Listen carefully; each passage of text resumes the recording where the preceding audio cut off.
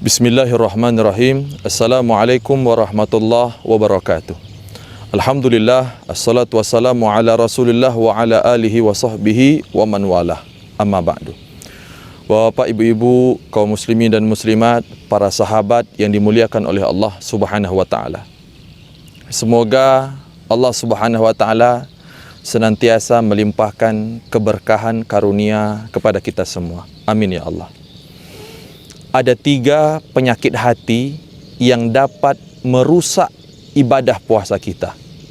Semoga 3 penyakit hati ini tidak ada dalam diri kita sehingga amal ibadah puasa kita menjadi ibadah yang sempurna di sisi Allah Subhanahu wa taala. Yang pertama, penyakit hati yang dapat merusak pahala puasa kita, yang pertama adalah iri dan dengki. Iri, tidak senang orang lain memperoleh nikmat. Jikalau orang memperoleh nikmat, dia tidak senang. Itu iri. Namun ada yang lebih parah daripada iri, yaitu dengki. Ia tak akan pernah puas sampai nikmat yang diperoleh orang lain itu hilang. Iri dan dengki dapat merusak pahala puasa kita. Wala tatamannau ma faddalallahu bihi ba'dakum ala ba'. Janganlah kamu iri hati terhadap karunia yang Allah Subhanahu wa taala berikan kepada kamu dan lebih banyak yang Allah berikan kepada yang lain. Para sahabat yang dimuliakan oleh Allah Subhanahu wa taala, dari iri dan dengki inilah timbulnya ghibah, timbulnya fitnah, timbulnya dusta, dimulai daripada hati yang penuh dengan iri dan dengki. Kemudian yang kedua, penyakit hati yang dapat merusak amal ibadah puasa kita.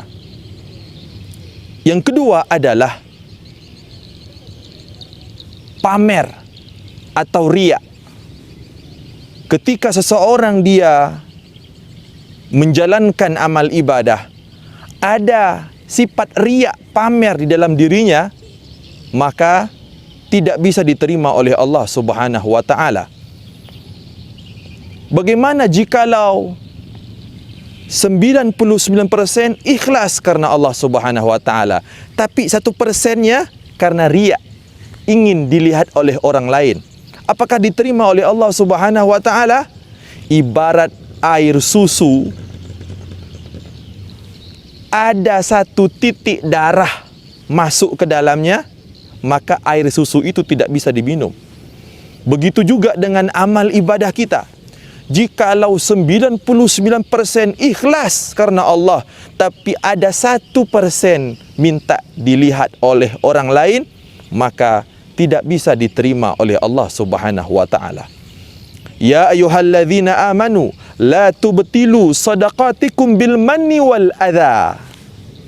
Wahai orang-orang yang beriman, jangan kamu hapus pahala sedekahmu karena ingin dipuji oleh orang lain, karena ingin dilihat oleh orang lain.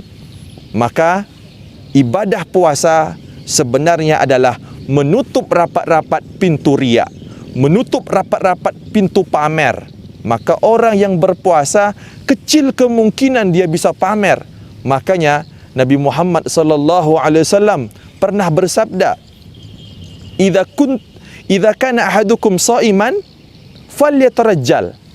Artinya adalah, jikalau di antara kalian sedang berpuasa, maka tidak boleh menampilkan wajah yang lesu, tidak boleh menampilkan wajah yang kusut, tapi harus selalu bersemangat. Para sahabat yang dimuliakan oleh Allah Subhanahu wa taala, penyakit hati yang ketiga yang dapat merusak amal ibadah puasa kita, yang ketiga adalah bakhil, pelit. Orang yang bakhil, orang yang pelit dapat merusak amal ibadah puasanya. Maka di bulan Ramadan ini adalah bulan yang penuh dengan kemuliaan. Hati kita disentuh oleh Allah Subhanahu wa taala. Hati kita dilembutkan oleh Allah Subhanahu wa taala dengan kita menahan lapar, dengan kita menahan haus. Disitulah muncul rahmat dari Allah Subhanahu wa taala. Disitulah kesempatan Allah melunakkan hati kita semua. Maka orang yang kikir, orang yang pelit dapat menghapus amal ibadah puasanya. Wala yahsabanna alladhina yabkhaluna bima atahumullahu min fadlih huwa khairul lahum bal huwa syarrul lahum. Jangan dikira orang-orang yang kikir terhadap rezeki yang Allah Subhanahu wa taala berikan kepadanya dengan sifat bakhil itu, ia itu baik, tapi sesungguhnya itu buruk bagi dirinya. Dan orang-orang yang bakhil, orang-orang yang kikir, harta tersebut nanti akan dililitkan di lehernya di hari kiamat kelak. Maka jangan sampai para sahabat di bulan Ramadan ini memiliki 3 penyakit hati dalam diri kita, yaitu yang pertama adalah iri dengki, yang kedua adalah pamer atau riya, dan yang ketiga adalah bakhil atau kikir.